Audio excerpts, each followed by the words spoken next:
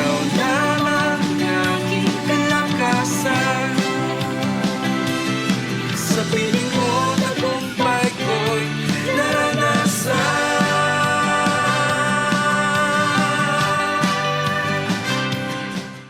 Po kayo batiin ng isang pinagpalang araw. Alam ko po ang bawat isa ay kumbaga nag-e-enjoy pa rin po sa pagpapalit ng ating taon. And it's a good year, it's a brand new year sa ating Panginoon. So tayo po'y manalangin, Father God, in the name of Jesus Christ, we thank you, O God, for this wonderful day, Panginoon na God, na kasama ka namin. Holy Spirit, alam namin, Panginoon na God, that your presence will go with us. Hayaan niyo, Lord God, that you will continue to fill us ngayon, Panginoon, in this broadcast, Panginoon, at hayaan nyo, ikaw ay maranasan namin. Maraming salamat, Panginoon, sa maganda niyo pong mensahe para sa aming lahat ngayong umagang ito. Ngayong araw na ito, sa pangalan ni Jesus, Amen and Amen. At ako po'y bumabati sa inyo ng isang magandang bagong taon. Alam niyo ho, sa panahon na to, marami po sa atin ay nag-e-enjoy pa rin kasama ang kanilang mga pamilya, nag-e-enjoy sa bakasyon, nag-e-enjoy sa wala pa rin masyadong ginagawa. Amen po. Pero alam niyo ho, sa buhay ho natin ngayon, as we change the year, ito po'y paalala sa ating lahat na ang Panginoon pa rin po ay kasama natin sa bagong taon na ito. 2025 is the year of the Lord para po sa ating lahat. At naniniwala ako na ito po ay kumbaga bagong simulain. Sa mga gusto magsimula, 2025 is a good year, is a new year, is a fresh start para po sa atin lang. Even in the lives of the champs, amen po, lalo na sa mga kabataan, ang bagong taon ng 2025 ay bagong opportunity for us to see kung anong magandang gagawin ng Panginoon sa ating mga buhay. Let's open our Bible to Acts chapter 17 verse 28. At dito po ay pinapaalala na sapagkat sa Kanya tayo'y nabubuhay, kumikilos at nagkakaroon ng ating pagkatao. Gaya na sinabi ng ilan sa inyong mga makata, sapagkat tayo rin ay kanyang mga supling. So dito po ay pinapaalala sa ating lahat, for in Him we live and move and have our being. Yan po ay dahil sa ating Panginoong Diyos. Tayo po ay nagkakaroon ng buhay, tayo po ay nagkakaroon ng pagkilos sa ating mga buhay, at nagkakaroon po tayo ng pagkatao. Ito po ang rason, walang iba kundi ang ating Panginoong Diyos. Pinaalalahanan po tayo na ngayong taon na to, wala tayong ibang pag-uumpisahan kundi kay Lord.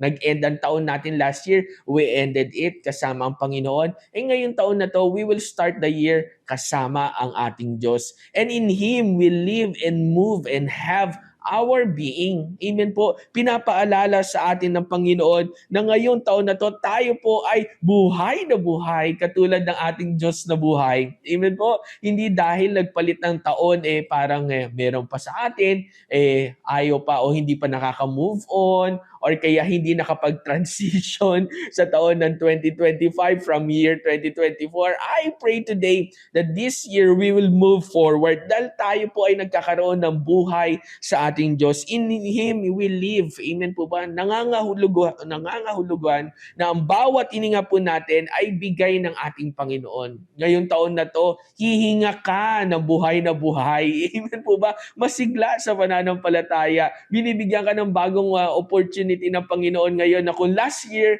kahit uminga ka pero walang kabuhay-buhay, yung sabi nga ng mga tao ngayon, ng mga millennials, steady lang, sakto lang. Amen po. This year, you will live with great faith. Amen. You will soar high. Amen po. Tayo po ay patuloy na magkakaroon ng buhay na pananampalataya kasama ang ating Diyos. At sa Kanya tayo'y kumikilos. We move. Ngayong taon na to, we are ready for action. Amen po ba? Ready tayo sa action na gagawin ng Panginoon sa ating mga buhay, at ready tayo na umaksyon. Amen po. Binibigyan tayo ng pagkakataon ng Panginoon na humakbang, kumilos ayon sa kanyang layunin, at ginagabayan tayo ng banal na Espiritu, the Holy Spirit being our guide. Ngayong taon na to, paalala ni Lord, kung last year medyo hindi ka masyado naging magalaw-galaw, amen po ba? Wala tayong masyadong ginawa sa buhay, or yung faith natin steady lang, or kaya ganyan lang, or kaya parang gumalaw, konti lang, napagod ka kaagad. This year, hayaan po natin nakikilos, gagalaw tayo bilang mananampalataya ng Diyos. Kanino? Kay Kristo. Amen po ba? Dahil kay Kristo, magkakaroon tayo ng buhay at sigla sa ating Panginoon. At pangatlo, ito po'y paalala sa ating lahat na nagkakaroon tayo ng pagkatao. Ang pagkatao ho natin ay walang iba at nakabase sa ating Diyos. Tandaan mo at ako, we have been fearfully and wonderfully made by God. Amen po. Ang lagi nating alalahanin, ang halaga ho natin ay makikita natin hindi sa bagay, kundi sa ating Diyos na nagbigay buhay para po sa ating lahat. Doon pa lang alam mo na ang taon mo na to ay meron direksyon. Meron kang purpose, may layunin ka. Katulad ng sinabi ng Panginoon in Exodus chapter 13, verse 14, and He said, my presence will go with you and I will give you rest. And He said, sinabi ng Diyos, my presence will go with you and I will give you rest. Amen po. Pastor, kauumpisa pala ng taon, rest ka agad. Sino bang hindi may gusto ng rest? Alam nyo, ang rest ay hindi ibig sabihin natutulog ka lang, wala kang ginagawa. Kahit marami kang ginagawa, masaya ka, masigla ka, at punong-puno ka ng kagalakan. That is the true meaning of rest in the Lord. Merong perfect peace sa presence ng ating Panginoon. Amen? And His presence will go with us. Kaya hayaan po natin na ang taon po natin ngayon kasama natin ang presensya ng ating Panginoon. Tayo po'y mabubuhay na may layunin, mabubuhay na may purpose, mabubuhay na merong sigla, mabubuhay na merong vision, may pananaw, may pangitain. Amen po. Huwag ho natin hayaan na kung ano man yung mga pagkakamali ho natin last year ay mauulit muli this year. Amen po. 2025 is going to be a better year para po sa ating lahat. Hayaan po natin na paalalahanan tayo ng Lord in Acts. In Him, we live and move and have our being. Amen po. Kay Kristo, katulad ng ating battle cry, lagi nag-uumpisa, in Christ Jesus. Amen po. Doon po talaga ang simulain ng ating buhay. Bagong buhay, o kaya nagsisimulang buhay, or kaya gusto natin magkaroon ng bagong pananaw sa buhay. Kay Lord lahat yan nagsisimula. Ang starting point, walang iba, kundi si Lord. Amen po, ang ating Diyos. Kaya paalalahanan po tayo ng ating Panginoon na sa panahon na ito, ng bagong taon, ay maalala ho natin ang dobleng biyaya ng ating Diyos. 2025 is going to be a double grace para po sa ating lahat. Hayaan po natin na mabuhay tayo dahil sa biyaya ng Panginoon. Marami mang problema. Or kaya sabi nga natin, meron ka mang mga haharapin ngayong taon na to ng mga challenges or ano pa mang mga bagay na alam mo nga medyo talagang a-action ka or kaya medyo kumbaga matcha-challenge ka, pero tandaan mo kapatid, ang biyaya ng Diyos hindi lang sapat, doble ngayong taon na to ng 2025. I pray that we will always find our joy in the Lord. Like serving God, amen po ba? Serving kumbaga yung purpose natin in life, doing the mission statement na binigay sa atin ng Panginoon. At kung meron ka ng mga bagay na ginagawa mo na mga nakaraang taon na tama, mas pagbutihin pa po natin this year, 2025. At kung meron man tayong mga maling nagawa na alam natin na hindi na to pwede, hindi to karapat-dapat, hindi na to kumbaga according to the will of God, it's time for us na magkaroon ng realignment sa ating mga kumbaga pananaw sa buhay, magkaroon ng kumbaga ng pagbabago ng ating isip, magkaroon ng kumbaga sabi nga nila ngayong taon na to, ito yung kilala nila, New Year's resolution. Amen po ba?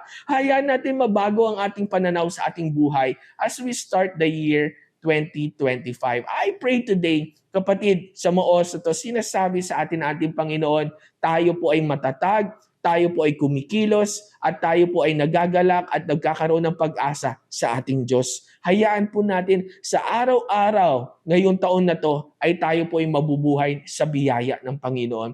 I pray din po na kung ikaw man dumadaan sa problema o sitwasyon na hindi mo kayang ayusin, alam niyo laging may solusyon ang Diyos sa ating mga sitwasyon. Lagi pong merong provision ng Panginoon sa ating mga kumbaga bagay na wala tayo. Amen po. At sa ating Panginoon, laging merong tagumpay. I pray this year that the Holy Spirit will continue to fill us up, Fill us up every day, every day. Allow the Holy Spirit, His presence, the presence of the Lord will continue to consume us every day. Ngayon pong taon na to ng 2025, ang presence ni Lord hindi lang sakto, nag-o-overflow this year 2025 sa ating mga buhay. At pinapaalala ng Lord yan, ikaw ay mahal na mahal niya at ikaw ay espesyal sa ating Diyos ngayong taon na to ng 2025. Thank you, Lord, sa magandang niyo pong mensahe para sa aming lahat. Salamat, Panginoon our God, na kung sino man, Panginoon our God, ang nanunood ng broadcast na ito, sila po ay kinausap mo, binigyan niyo ng bagong mensahe, Panginoon our God. And Lord, katulad ng mga pangako mo in Exodus, O God, that your presence will go with us and you will give us rest, O God. Lord, merong kapayapaan, kapanatagan ng loob ngayong taon na to ng 2025, O God. And Lord, hindi kami titigil na gawin, Panginoon, ang iyong kalooban. Hindi kami titigil na gumawa ng mabuti, Panginoon, O God. Hindi kami titigil, Lord God, na ikaw ay mag-glorify sa aming mga buhay, O God. Lord, in you, O God, sa inyo, Panginoon, O God, ay nagkakaroon kami ng bagong pag-asa, Panginoon, O God. Salamat sa maganda mong gagawin for us this year, 2025.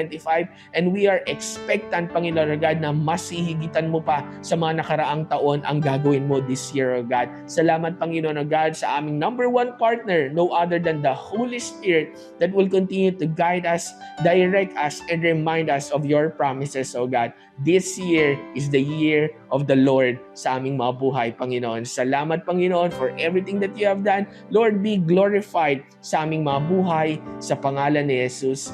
Amen and amen. At dyan po nagwawakas ang ating araw na pagpapala. Maraming salamat po and God bless you. Bye-bye.